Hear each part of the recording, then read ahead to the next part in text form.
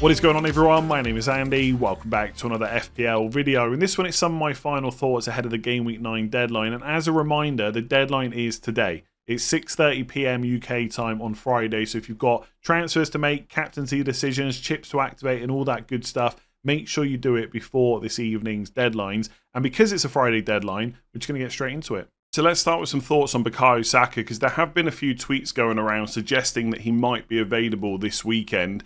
I wouldn't say that these are guarantees, but it's almost like no smoke without fire. So a couple of days ago, there was a tweet from Sam C Reports, who often gets information on various clubs. And he said, I understand Bukayo Saka is expected to be available for the upcoming match against Liverpool, having trained, pending any last-minute changes or niggles. Meanwhile, Ricardo Calafiori is set to undergo a crucial scan scheduled for today. And I think it was on the same day or maybe the next day, Sami Mokbel, who is a journalist for the Daily Mail, said Bukayo Saka not ruled out of title showdown against Liverpool, with the Arsenal attacker hoping to prove his fitness ahead of Sunday's clash. Mikel Arteta said on Tuesday it is unlikely Saka will be fit, which he said after the game they had in the Champions League. But we know when Arteta says that, that means he probably will be available. And I think yesterday, Charles Watts tweeted to say Arsenal still hopeful on Saka ahead of Sunday. It will be a late decision. Still waiting on Calafiori, although early Italian reports suggest it might not be as bad as first feared. That will be a boost if correct. So Calafiori, I'm not 100% sure about. I would have to guess probably right now that he's not going to start, but he might. I don't think there's too many Calafiori owners out there. On Saka, I think it's the same as last week. If I had to put money on it, I would go for a start, especially when it's such a big game.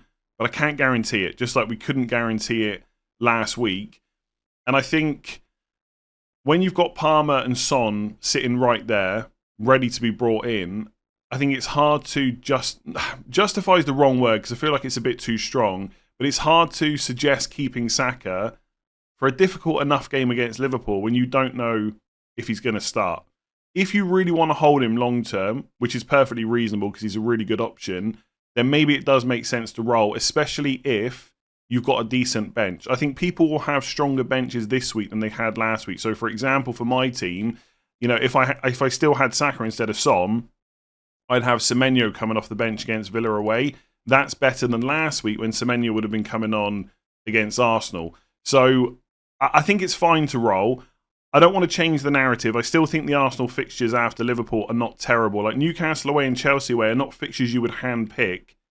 But if you had to play Saka in those games, you wouldn't be worried.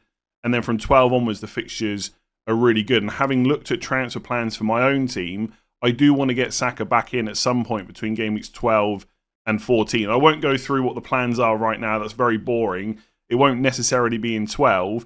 But by the time we get to that Man United game, I'd like him to be back in because the fixtures are good afterwards. We know when he's fit, he's absolutely nailed penalties, etc., etc. So based on what's come out, I think it points towards Saka probably starting. I don't think Mikel Arteta is going to tell us that in the press conference today, obviously.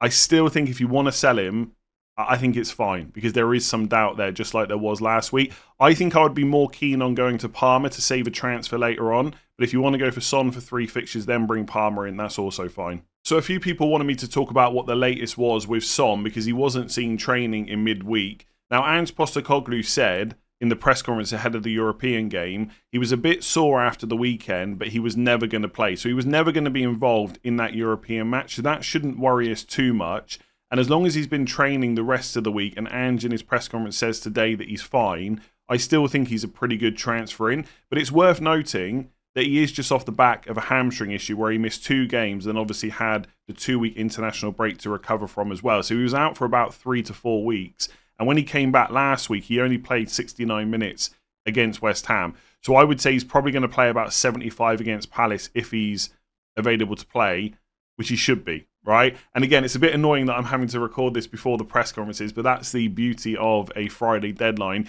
If Ange puts any doubt on Son, I just wouldn't go there. It's just not worth the risk. I think he's a good option with the fixtures they've got, but not if he's a doubt going into this weekend. But I think he'll be fine.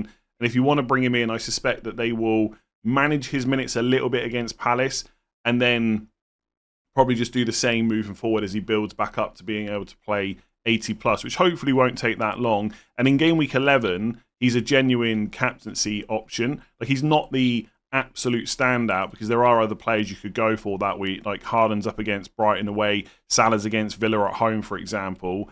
But I think in terms of the fixture that Spurs have, Son is great. So he's a good option to bring in as long as Ange doesn't put any doubt on it later. So I spoke about Man City on the Game Week preview on Wednesday ahead of their Champions League game and some of the quotes that came out from Pep Guardiola. Obviously, since then, the game has been played and we've seen the lineup that Pep went with. So Ake is back, and it was him left back with Akanji Stone centre back and then Rico Lewis at right back. Kyle Walker is struggling with a bit of a knee issue at the moment, so hopefully that's good for Rico Lewis minutes going forward, at least in the short term. Ake being back obviously provides competition for that left back spot where Vardiol usually plays. If you've got Vardiol or you're thinking of bringing him in, I wouldn't be massively concerned. I think he's clearly first choice for that position and will start the majority of games. And given that he's just been rested in the Champions League, he's almost certain to start against Southampton at the weekend. So I think it'll be fine. Also, it's worth saying that Ake and Vardiol can play together depending on how Pep wants to set up. Right now, whoever plays left back tends to play as like a left centre back, and Rico Lewis is inverting. But it is possible that he could go back to a similar strategy to last year where Vardiol is bombing up the wing, Ake is a centre-back, but basically playing left centre-back in possession, and then he's got like a Diaz and a Stones or Diaz and a Kanji, whoever it is, next to him. So going for basically like a 4 centre-back, back 4. But that's not what's happened this year. So right now, I think Rico Lewis will continue to start, but so will Vardiol. So I wouldn't massively worry about that. Phil Foden also started. He's an interesting one because a lot of people want to bring him in this week. Obviously, Southampton at home is a great fixture. If he starts, there's massive points on the table and he's a huge differential. Luke pointed out to me, though, that although Foden started and Grealish and Doku weren't available, Foden still didn't start wide, which I think for FPL points is good. You want him to play central, but I'm not sure it's so good for his minutes. Like, even Nunez played left ahead of Foden. So it's like Pep wants to use Foden centrally, but there's lots of other players that can play in that position as well. So Gundogan was the deeper lying midfielder. Then Foden and Bernardo Silva were central, like ahead of him. Then it was Savinho on the right and Nunez on the left. Now, he could line up with Nunez on the left and Savio right again, and Foden could just play, but also Kovacic might come back in. So Kovacic could play that deeper lying role, and then it might just be Gundogan and Bernardo Silva central ahead of him, and then you're hoping that Foden plays left or right, but that's not guaranteed. I guess what I'm trying to say is, even though they've got all these injuries, De Bruyne is not fit in the moment, Doku's out, Grealish is out, I'm still not sure you can say with 100% certainty that Foden will start. If I had to put money on it, I think he will play either central or or Pep will put him on the wings, but it's not a guarantee.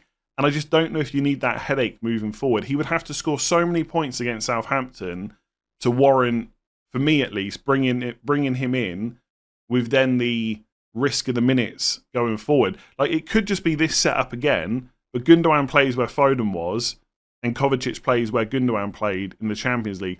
I wouldn't be surprised if Gundogan drops out at this point, at least for this game, because he has played quite a few minutes. Who knows with Pep Guardiola? It could be that Bernardo Silva goes and plays on the right, and Foden and Gundogan are central, and Savinho drops out, or Savinho goes to the left where he's played a couple of times. You just don't know. And this is why I just can't get behind picking players like this, especially when they're not super cheap. Like, I've said that a few times now, but it's not like, I don't know why the team disappeared then. It's not like Foden is, 8.5 million anymore. He's 9.2. Like, it feels quite a lot of money, and you can't even guarantee if he's going to start. I think he will, and I get it if people want to go for a short-term punt.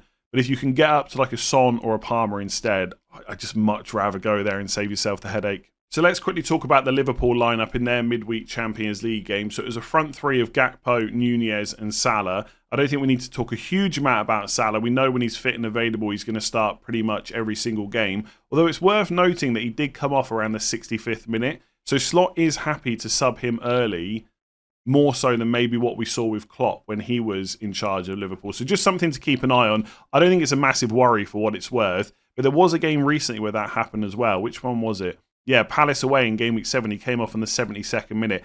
Not a massive concern because pretty much every other game he's played 90, But who knows? Potentially moving forward, there will be that odd game where Salah comes off earlier than we're maybe expected to. But he's still a really good option for FPL. I might even bring him in next week. Nunez started with Jota out. Now, it is possible that at some point they just play Diaz on the left and Gakpo through the middle, but I think it's pretty much Nunez or Jota for that number 9 role, at least in the start of games. And Nunez has played pretty well when he's come in. I don't think we should be looking at him right now because it's Arsenal away this week and we're not sure on the timeline of Jota right now. But if Jota was ruled out for a little bit after game week 9, Brighton at home, Villa at home, Southampton away, I don't mind a little bit of a punt on Nunez if you've got the spare transfers. But for most people, I would just completely ignore him. And then for Gakpo, he's now started game week 7 and game week 8 in the Premier League, and he started in the Champions League as well. It's pretty clear that there's going to be a lot of competition between him and Luis Diaz. Now, if you're a Diaz owner, the fact that Gakpo started in game week 8 and midweek means it's probably likely that Diaz starts in game week 9. But it's Arsenal away, which is the worst fixture that Liverpool have over the next 4. And then after this game, you're never going to be sure about who's going to start week to week. Like, I would look at it and say, well, Gakpo started in the Champions League, so Diaz starts this weekend, and then Gakpo starts in the Champions League midweek again, and then Diaz starts in game week 10. But it might not work like that. We've just seen Gakpo start 2 games in a row, and personally, I just don't think Luis Diaz is so good that he's worth this headache. And as I've said in previous videos, I would personally be looking to move him on. If you don't have the spare transfers this week, it looks good that he's going to start. You don't have to do it right now. And maybe you get good minutes over those 3 fixtures between 10 and 12. But longer term, I'm not convinced he's worth a midfield slot. And yes, I'm fully aware that I still own Bruno Fernandes. Robertson got a rest. It was Tsimikas that started instead. Good for Robertson this week. Bad that he's playing Arsenal. Again, I just wouldn't want that headache moving forward. Konate is absolutely ridiculous value. He keeps playing. And maybe the way that Slot is setting up is just helping him. Trent is a bit more controlled in how often he gets forward. And against more difficult teams, he's staying back a lot. We've seen that against Chelsea in particular in the Premier League. And maybe that means Konate is not having to cover Trent so much. And therefore, he's going to be able to get through more games. There's no need to bring him in this week. But from 10 onwards, if you want a Liverpool defender, he's really good value. And I can't... at some point, I expect him to miss out for like a Gomez or a Kwanzaa. But I've said that for weeks now, and it just hasn't happened. It's difficult to justify paying the extra for Van Dijk. Anyway, Trent started. He'll probably start this week. Still a good option going forward. I think that's about it for Liverpool. Let's talk about Brighton next. They held their press conference on Thursday, and Fabian Hürzeler spoke about Welbeck, João Pedro, and Minter. On Welbeck, he said it's too early to say if he can play or not, but he will train today, and then we will see. So there is a chance he's going to be involved for that Wolves at home game in game week 9, even though the injury looked pretty bad when it happened. Hürzeler did also say, though, and this was more of a general point, one thing is clear, we won't take any risk with the players. So if there's any doubts around Welbeck, he's feeling any pain, he's not quite fully fit, they're just not going to play him. And I think that's the most likely scenario. So if you bought Welbeck in recently, I think you've been really unlucky to potentially miss out on this Wolves game. I'm not convinced he's going to start. I would probably say it's going to be Ferguson with maybe Rutter behind him. So if he's going to miss Wolves at home, you then got Liverpool away and Man City at home. I think if you've got a good squad with 8 attackers and you can just bench Welbeck for a few games, then he's possibly worth holding on to. If you were intending to start him this week and you've got a spare transfer, I'd be tempted to remove him for like a Chris Wood, Visser, someone like that. Maybe even Cunha, Strand Larsen, etc. The players we've spoken about already this week. I can't see him starting, but I could be wrong. I just don't know. João Pedro, with João, we have to be a little bit more patient. I can't say the exact date of the comeback, but I think he also said something like it could be like soonish, but this is one of those injuries that we haven't got a time frame. It just continues to not be back. I don't think we're going to see him until after the next international break. He's not one to worry about, but the longer he's out, the better of an option Welbeck becomes. So if João Pedro is still out game week 12 onwards and we don't have a time frame, Welbeck looks like a really good transfer in, depending on the minutes of, I guess, Ferguson up until that point, because he's starting to build up a little bit as well. And for anyone that's kept Minter, he said, with Minter, we have to go day by day. So again, he's a doubt. I think for Brighton players that are doubts, because you've got Liverpool away in 10 and City at home in 11, if you've got the transfer, I think you just deal with it.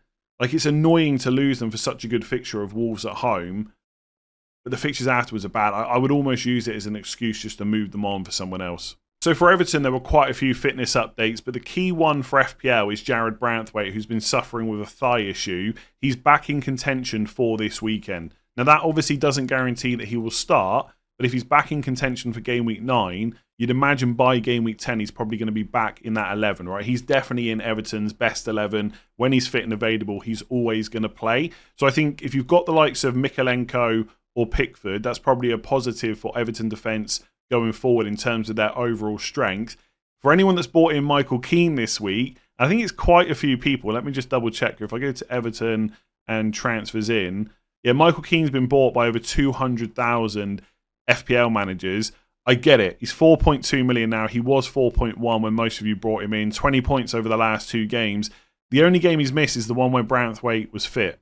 So with Branthwaite back, Michael Keane's minutes are just not secure. Perhaps he's played so well that Sean Dyche will go with him and drop Tarkowski, but I doubt it. I highly doubt it. So for anyone, if you're watching, thinking about bringing in Keane, I would just forget it. Because even if Branthwaite doesn't start this week, if he can get fit for game week 10, he'll surely be back in the 11, and there's a high chance that Keane is the one that drops out. Not a guarantee, but a high chance. All right, let's get into some of your questions. So would a Man United defensive player be worth a shout until game week 13? I think I've got to say probably not. I certainly wouldn't want to bring them in this week, and I think the reason for that is, apart from the fact the defence is not that great, it's just the fixtures. I think if you're looking to bring in an attacker like Garnacho, for example, the fixtures are pretty good. West Ham have been poor defensively. Chelsea at home is not terrible, but it's okay. Then you get Leicester, Ipswich, Everton. That looks fine. But for a defender, I don't see Man United getting a clean sheet away to West Ham. I don't really see one against Chelsea at home either. So then you're really relying on the Leicester, Ipswich and Everton games. So it feels like you're bringing in Man United defenders too early. If you really wanted one and it was part of a double move where you're downgrading another defender, you're on wildcard, something like that, fair enough, I guess. But I think you're really relying on those 11 to 13 fixtures. Because after that, Arsenal away, no clean sheet. Forest at home, maybe, but Forest are a good side. City away, no chance.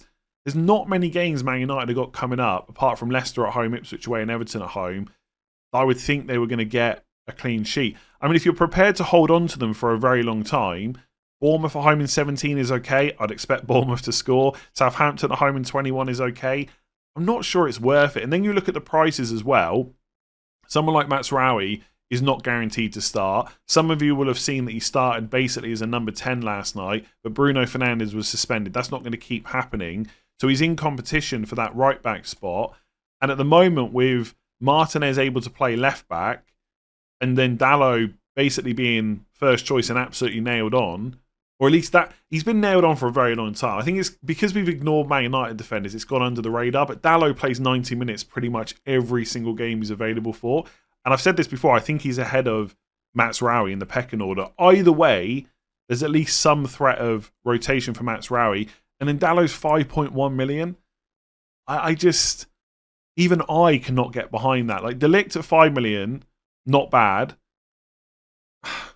Like, good goal threat, but I just can't get behind Man United defenders. If they had a longer period of good games, I'd be more interested. But I just think if they don't do well 11 to 13, it's just going to be like a massive regret. I put it this way, I'd rather buy Ait Nouri than a Man United defender, to be honest with you. And from 12 onwards, I'd rather have Colwill than a Man United defender. I think Dalot is capable of attacking returns and not terrible for bonus points and stuff like that. But just not for me. Sorry. So long term, do you back double Arsenal defence or double Arsenal attack? I'm thinking of shipping Havertz with the plan to bring in a second Arsenal defender around game week 12. I think I still back double defence for the same reasons as I spoke about weeks ago. And I know it hasn't worked out very well, but I think if they get everyone fit and available and they stop getting red cards, this will still be one of the best defences in the league. And from 12 onwards, the fixtures are pretty good. And also, when you consider other premium defenders, like Trent is great as a long-term hold, but obviously he's 7 million. You got Vardiol, but there's maybe slight doubts about his minutes week to week. I think overall, I stand by what I said earlier, he will start the majority of games. But with Vardiol, you're always going to be looking at the team sheet, no matter how confident you are in starts. Someone like Pedro Porro's got the attacking potential, but Spurs don't keep a huge amount of clean sheets. Although I do think, over this season, they'll keep enough where Porro is a good option. But outside of that, There's not a huge amount of other premium defenders. And I think if we can get the Arsenal defence back to where it was last year, they're going to be great options from 12 onwards. Whereas with the attack, there's no issue with Havertz, no issue with Saka whatsoever when they're fit. But there's other options at that price point. I've spoke this week about the fact that if you get stuck with Son from 13 onwards, it's not a massive concern that you don't have Saka instead. I'd rather have Saka than Son. I don't want to spin the narrative the other way. I'd rather have Saka, but it's not the end of the world if you've got Son. With Havertz, good option, right? At 8.2 million, I think he's dropped now from 8.3. And from 12 onwards, he will be a good pick because Arsenal have good fixtures. There's lots of good forwards right now, and a lot of them are cheaper as well. So if you're trying to fit in lots of premium midfielders, you probably can't fit in a Havertz as well. So that's it for me. That was the reason to do it before. That's still the same reason. There's good defenders, but there's not a huge amount. I think with the attacking positions, there's lots of other options, especially in the forward line, that you can go for. So if I've got double defence and Saka, am I going to be massively worried that I can't get to Havertz at any point? Probably not. So nice and simple, is Salah becoming essential? The answer is no. I don't think anyone is essential right now. There'll be plenty of people with Salah that are absolutely smashing me in terms of FPL points. There'll be lots of people with Salah that aren't doing quite so well. Overall, it's the complete makeup of your squad that's going to determine how well you do, not necessarily one single player. So for that reason, Salah's not essential. Also, I think we've got to be careful about labelling players like that because the narrative changes based on who's just scored lots of points. Like early on in the season, Haaland was considered essential. When you scored 10 goals in 5 games, I think it was 10, right? So, yeah, 10 goals in 5 games, you're considered essential. Nobody's saying that right now after 3 blanks in a row. Cole Palmer goes and absolutely smashes a 25-pointer. He's essential. Well, he's got 1 assist in the last 2 games. No one's talking about him quite at that same level as they were a couple of games ago. I think with Salah, the reason that he's now being labelled as essential is because he's the top scoring player in FPL. He's got 74 points, Palmer's 69, and Haaland 69 as well. So they're all good options. None of them are essential. It depends how you want to build your squad. I think essentially you need to, no pun intended there, I think you need to basically make your decision on who your premiums are going to be over the next couple of weeks and just be prepared to stick with it. I mentioned on Twitter last night and in my team selection video yesterday that I might sell Haaland, I'm not guaranteeing it, to fund a move for Salah to allow me to keep Trent and then to also eventually have Saka and Palmer as well. That's something I'm considering. And inevitably, it got lots of replies of, you can't get rid of Haaland, he's going to score loads of goals, it's all well and good until he scores back-to-back hat-tricks, then what are you going to do? Well, at that point, I've missed the back-to-back hat-tricks, I'm probably going to have to just stick with my plan. You can't be flip-flopping all the time between premiums based on the points they've just scored. I think we treat them like any other player. You bring them in when they've got good fixtures. And the reason that I'm now looking at Salah is not necessarily just because he's now the top scoring player. It's because after Arsenal away, which I've got no interest in bringing him in for, he's got Brighton at home, Villa at home, Southampton away, but also it frees up money to keep Trent whilst also getting Ait-Nouri separately and getting Palmer and eventually getting Saka as well. And that sounds pretty good to me at a time when there's lots of cheap forwards doing well. That might not always be the case, but Haaland can always come back in later. And I've looked at Haaland, by the way, just to get off the Salah conversation a second. I think if people get rid of Haaland, if I get rid of him, I think I can only do it if I'm prepared to go without him until about game week 18. Obviously, if injuries happen to lots of the premium midfielders, then I'll look to get him back earlier. But I think the idea would be if I sell him in 10, 11 or 12, I'm not getting him back until game week 18 at the earliest. But also, there wouldn't necessarily be a mad rush because in game week 18, Salah's got Leicester at home. And in game week 19, where Haaland has Leicester away, and don't get me wrong, I wouldn't want to be without him for that week. But if I was, Palmer's got Ipswich away. So it's not even like you'd be massively forced into do it. And hopefully, the overall squad would look pretty good. Those without Palmer this year so far, even if they've missed every one of his goals, I bet they're doing pretty well. Like on average, there'll always be people that have gone the non-Haaland route but have still done badly because other players they've picked haven't done well. But I bet on average, non-Haaland owners are doing pretty decent. I bet a lot of them are ranked higher than I am, and it's because of the overall squad. you're going to miss the odd hat-trick from Haaland. Of course you are. I don't buy this narrative that he can't score goals because of no De Bruyne and no Rodri. He is going to continue to do well. Is he going to do well enough for 15-odd million? Maybe. Maybe he will, like he did for the first 5 game weeks of the season. Either way, you have to make your choices and be prepared to stick with it for a little bit. You can if you've got the spare transfers, go back and forth week to week. But at some point, other stuff is going to other stuff's going to crop up, like injuries and suspensions, and you're not going to be able to constantly move these premium players around. So I think he's a really good option, Salah, from game week 10 onwards. But a lot of people are going to, like, I could go the Son, Palmer, Haaland route instead and just skip Salah, and I think that would be fine as well. So it's a close call all around. It really depends on what you have to give up and whether you're prepared to do that, and only everyone individually can make that, decision. So I'm going to end this video, as I always do, by talking about my own team, but keep in mind that I've not seen any of the press conferences from Friday at the time of recording, so my thoughts are very similar to what I spoke about in yesterday's team selection video. So if you've watched that in full, this is going to be very similar. Just a heads up. With the triple captainship, it's still currently active, but I'm still leaning more towards deactivating it by the time we get to the deadline later today. I think Southampton at home is about as good as it's going to get as a single game week fixture for Haaland. Obviously, he's already had Ipswich in game week 2. People did really well that week using the triple captain. I also think his minutes will be great. He played 81, I think it was, midweek in the Champions League. They've got Carabao Cup against Spurs in the midweek after Southampton, before the Bournemouth game. But Pep did say that he was going to rotate quite heavily for that game. Now, he might not actually do that, but I think either way, Haaland will get 80 plus against Southampton. Unless they're like 5-6-0 up after 60 minutes, then he might come off early. But in that case, hopefully he's been heavily involved in the goals. Like, if you look this season, like, we're always worrying about his minutes. He's played 90 every single game, apart from game week 2 against Ipswich, which was 89 minutes. So we should expect, I think, going into this, 80 plus minutes against a terrible Southampton defence. Even without De Bruyne and Rodri, I still think Haaland is a great option. Do you know what part of the thinking is?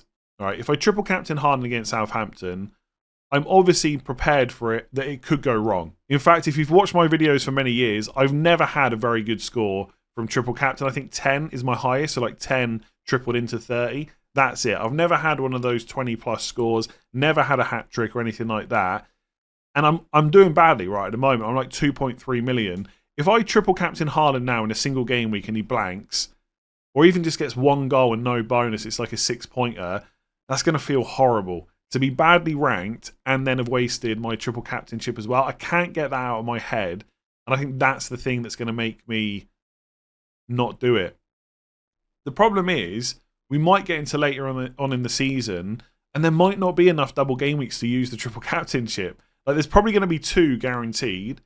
I might use Bench Boost and Mystery Chip in there. Like, I spoke about this already this week. We don't know what the Mystery Chip is, but whatever it ends up being, it will almost certainly be best used in a double game week, like most chips are.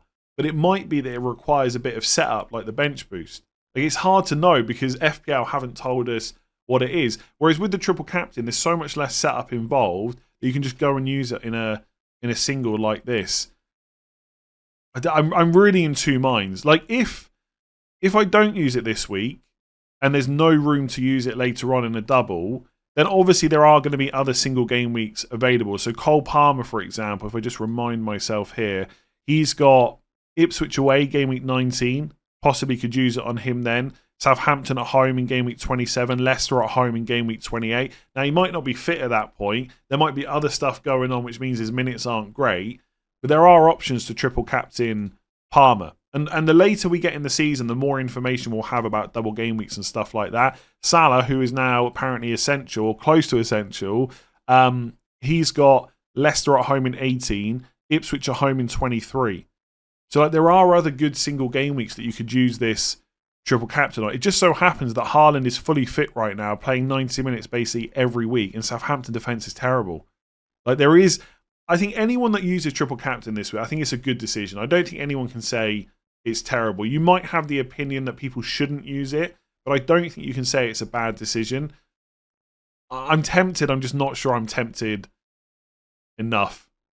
In terms of transfers, It's still the same as yesterday. It's Trent to 8 Nuri, which I can still afford even though 8 Nuri's gone up in price. So it's Trent to 8 Nuri and Fernandes to Palmer, or it's just roll.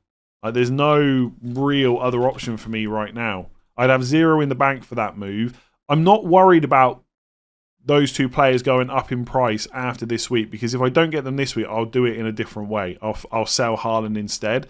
I'm just not sure if I'm prepared to sell Haaland. I'm so indecisive this week. It's really tricky. The easy move is just to roll and then worry about it in game week 10. Am I prepared to sell Haaland? Triple captaining him and then selling him for Cunha. It just sounds so wrong when you say it out loud. But I think other players can stand up to Haaland for captaincy between kind of 10 and 17. It might not be the case that Salah, Palmer, Saka, Son, etc. are better than Haaland, massively in any week. But I don't think it's a case... this week, for example, just to ramble on a bit, Haaland against Southampton at home is such a good captain. He's clearly the best. I don't think there's any argument against that. And it's also in a week where Saka, if he's fit, obviously, Saka and Salah are playing against each other. So they've not got a good fixture at the same time that Haaland clearly has the best one, right? I mean, Palmer's fine against Newcastle, but even Palmer owners that don't have Haaland will tell you that Haaland is better this week. So he's by far the standout, and two of the other really good options for captaincy every week are also playing each other. That doesn't happen again for a long time. So game week 10, if I sell Haaland, I can captain, Salah against Brighton. Game week 11, I can captain Son against Ipswich. Game week 12, I can captain Salah against Southampton or Palmer against Leicester. Game week 13, Liverpool are playing against City. If I've got Son, I can captain him against Fulham. If I've got Saka, him against West Ham. Palmer against Villa. All good alternatives to Haaland. Game week 14, Haaland's at home to Forest. Palmer's got Southampton away. Perfect captain. Game week 15, Haaland's got Palace away.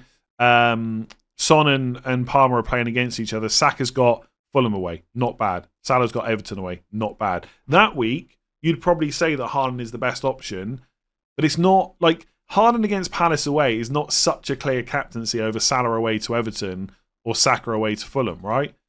Game week 16, Haaland's at home to Man United. I mean, I would worry about not having Haaland that week, given what he's done before. Son's got Southampton away. Palmer's got Brentford at home. I spoke about this yesterday. I feel like you can get away with it.